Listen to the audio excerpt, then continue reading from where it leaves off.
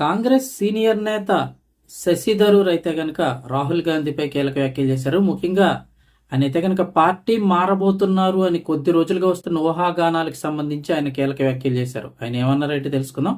Video తప్పకుండా ఒక like చేయండి. లేటెస్ట్ అప్డేట్స్ కోసం ఛానల్ని సబ్స్క్రైబ్ చేసుకోండి.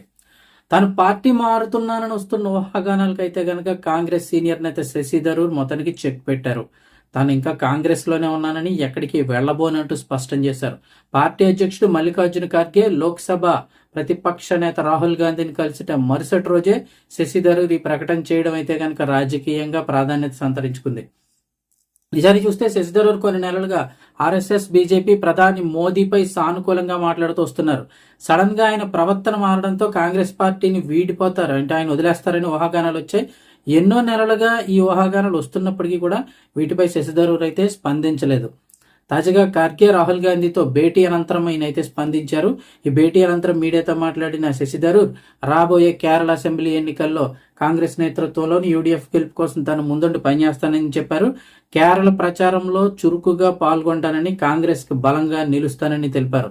తనపై వస్తున్న ఆ పార్టీ మార్పు వార్తలకు ఎటువంటి ఆధారం లేదంటూ తేల్చి చెప్పారు.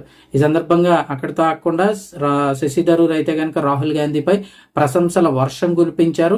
రాహుల్ గాంధీకి స్పష్టమైన రాజకీయ ఆలోచన ఉందని, సాంప్రదాయ విభజనకు వ్యతిరేకంగా నిలబడే నాయకుడు అన్నారు. అంటే పొగడ్తల వర్షం కురిపించారు. తన దృష్టి అంతర్గత రాజకీయాలపై కాదని దేశానికి సంబంధించిన అంశాలపైననే స్పష్టం చేశారు.